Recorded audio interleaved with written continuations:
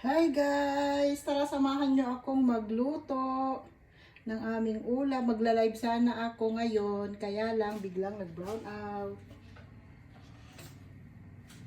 Ayan, nakapagpainit na ako ng kawali, nakapagpainit na ako ng mantika. Ilagay na natin ang bawang.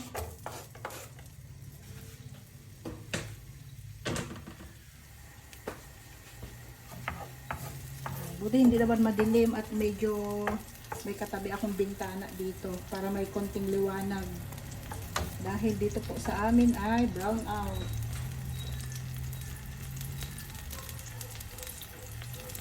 Yan, kahit sana tanghali na akong magla-live sa pagluluto dahil na-dis oras ka ako na pag-prepare pa lang ng lulutuin ko, lalo pag gulay, masyadong matrabaho.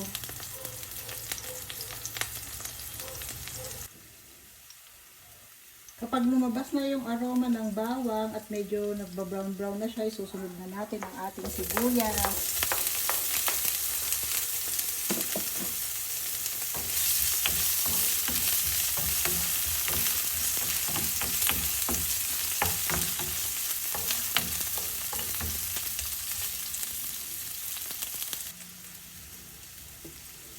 Kapag medyo nalanta na ang ating sibuyas, isunod natin ang ating sahog na karne.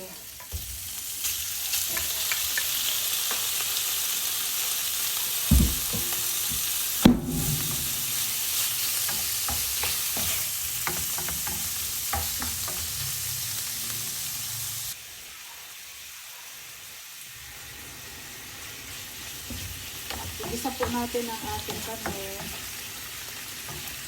Ating bawang sibuyas. Ayan, pasensya na po kayo at medyo madilim dito sa akin at nag-brown out po.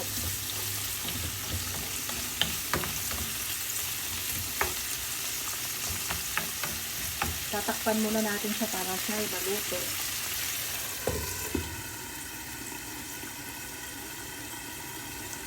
Balikan natin siya mamaya. Sana all binabalikan. Ayan, balikan na natin siya. Sana all binabalikan. Binalikan natin, wala pa rin kuryente, wala pa rin ilaw, brown out pa rin. Kaya nag-ano na siya. Wala na yung tubig niya, tubig ng karne.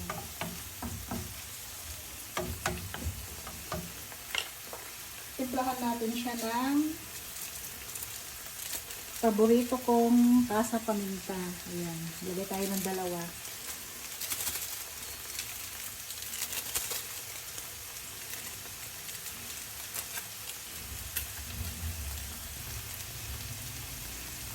Lagyan natin ng dalawang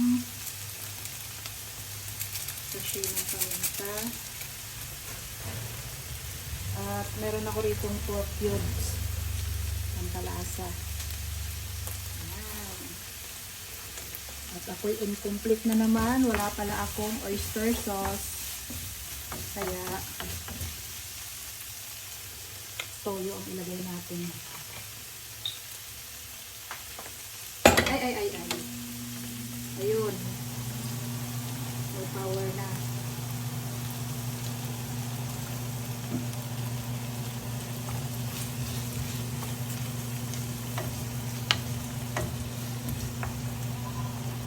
Ayan, balikan na natin uli.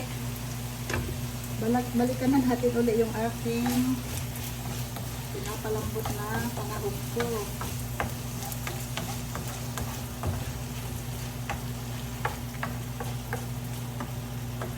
At isusunod natin ang atay ng manok.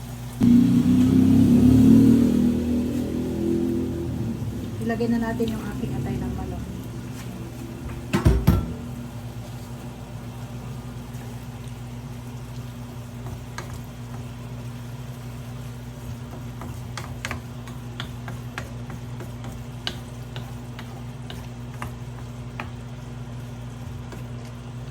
Takpan muna natin para maluto yung atay ng manok. At balikan natin ulit mamaya. Ayan, dahil nawala na naman ako sa live, balikan natin ulit itong aking ginigisang atay ng manok na may konting karne. Ayan, okay na siya. Pwede ko nang ilagay yung aking gulay. Uunahin natin yung aking, dahil medyo malalaki ang hiwa niya, itong aking sayote.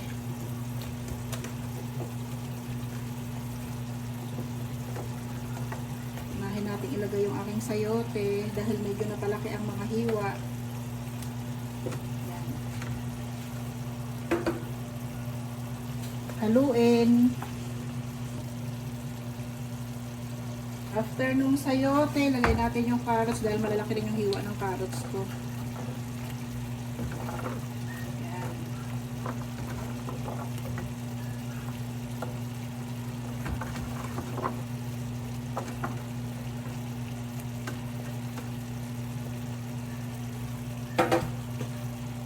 Ganda ng kulay.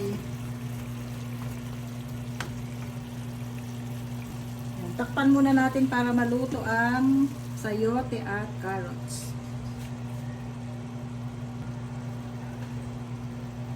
After 5 minutes, balikan po natin yung nilagay nating gulay. At medyo may ano na to, medyo okay na. Dahil isusunod natin ang ating beans. Kasi maliliit lang naman ang hiwa nito. Kaya okay lang na, ay, mahuli siya.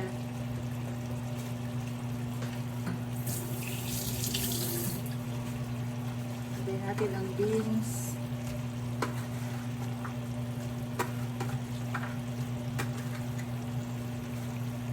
Lagay na rin natin yung young corn para lumabas yung lasa ng corn na yan. At ito, pampabango. Bell pepper.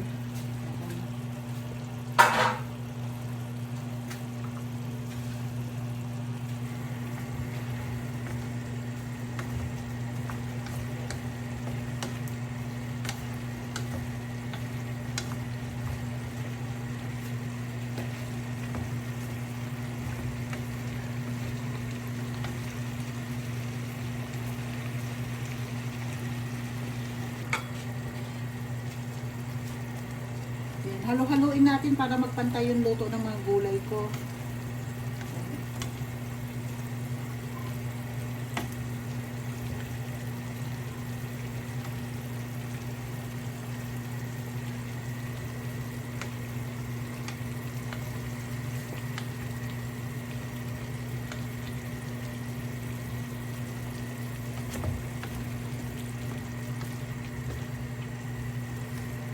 Takpan na ulit natin at para maluto siya ng mabuti.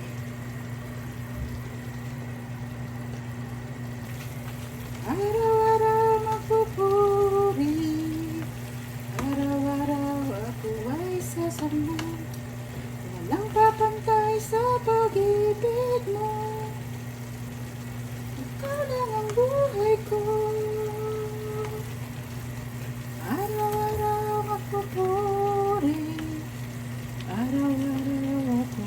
Sasamba, walang papantay sa pag-ibig mo, ikaw na ang buhay ko.